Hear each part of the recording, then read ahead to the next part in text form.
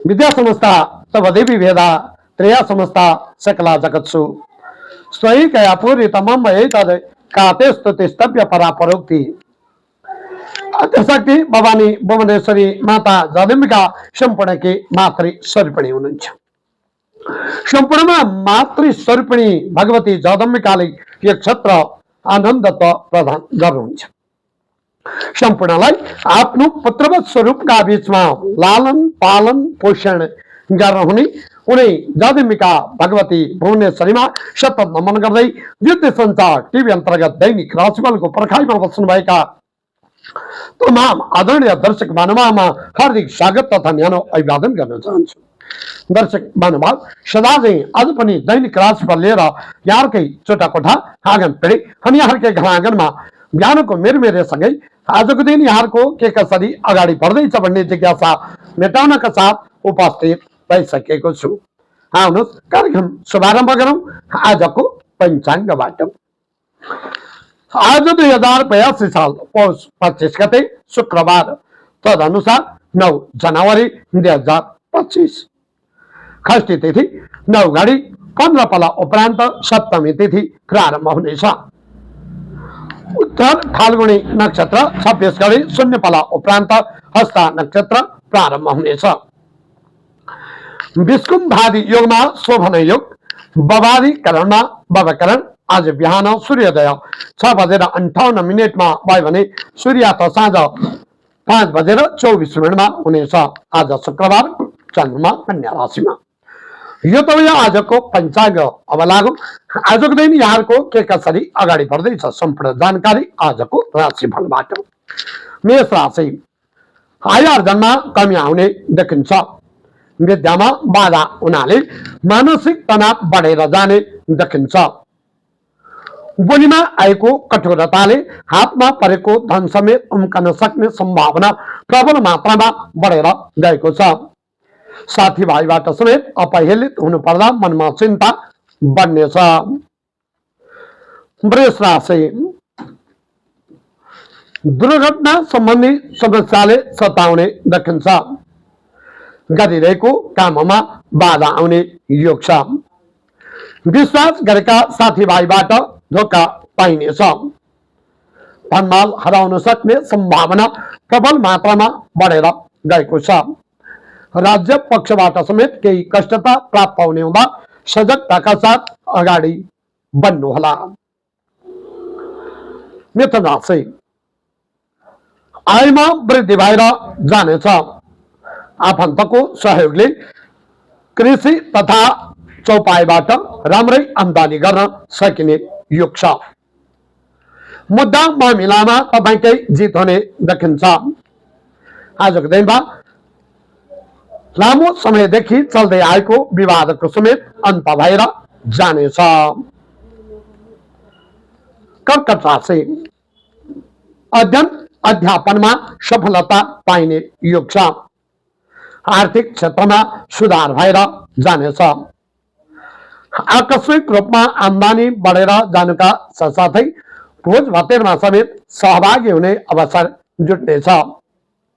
दाजुभाइको सरसहयोगले लामो समयदेखि चल्दै आएको विवादको अन्त हुनुका साथसाथै धनमाल समेत भेट्टाइने योग छ। सिंह राशि मान सम्मानमा आघात पुग्ने देखिन्छ।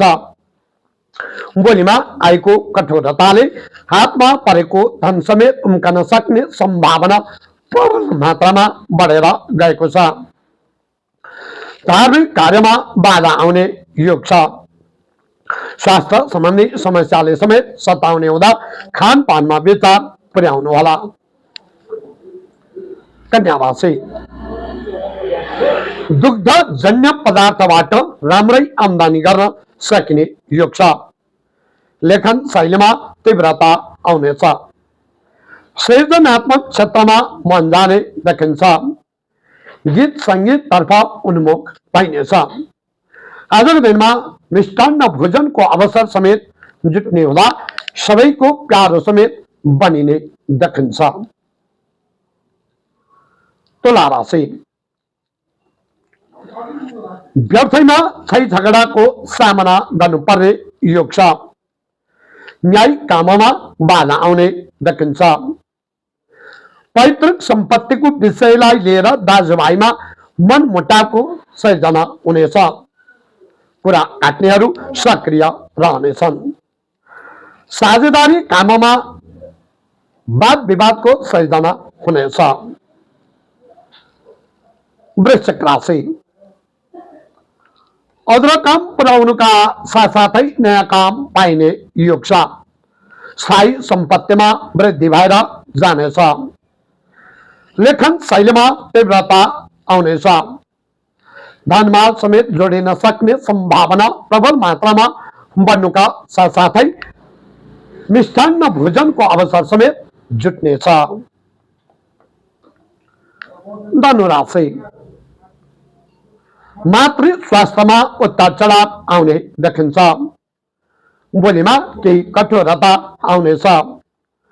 विश्वास गरेका साथीभाइबाट धोका पाइनेछ। आजको दिन थोरै कुरामा पनि आर्थिक लेनदेनको विषयलाई लिएर दाजुभाइमा समेत मनमुटावको सृजना हुनेछ। छुट्टा आरोपको सामना गर्नुपर्ने देखिन्छ। मकर राशि पारिवारिक कलह बढेर जानेछ। प्रशासनिक काममा केही बाधा आउने योग छ। जागिरमा अर्काले गरेका गल्तीको पनि आफूले सजाय भोग्नु पर्ने योग छ। पठन पाठनमा केही कमी आउने योग रहेको छ। सजगताका साथ अगाडि बढ्नुहोला। कुम्भ राशि शत्रु पक्षबाट तपाईकै जित हुने देखिन्छ। जागिरमा पदोन्नतिको सम्भावना प्रबल मात्रामा बढेर गएको छ।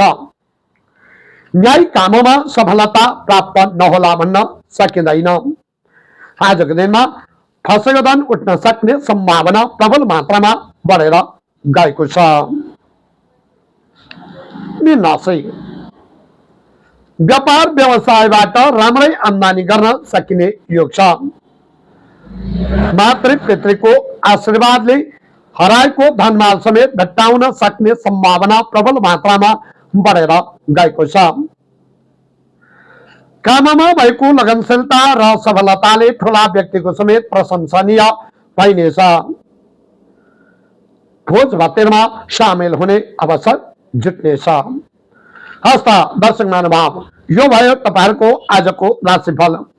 राशि एउटा मार्ग निर्देशक मात्रै हो। मार्ग निर्देशकले दिएको मार्ग निर्देशकतालाई अगाडि बढाउँदै आफू त्यसैमा तल्लीन भयो भने पक्कै पनि सफलतामा पुग्न सक्नुहुनेछ। हस्ता यिनै जानकारीका साथसाथै हेरेर र सुनेर साथ दिनुभयो सम्पूर्णलाई धेरै धेरै धन्यवाद ज्ञापन गर्दै म कार्यक्रम प्रस्तुता ज्योतिष पण्डित प्रमोद भट्टराई पनि आजको यो कार्यक्रमबाट बिदा हुन्छु। हाम्रो च्यानललाई लाइक कमेन्ट र सब्स्क्राइब गर्न नभुल्नुहोला। हस्त नमस्कार, शुभ प्रभात।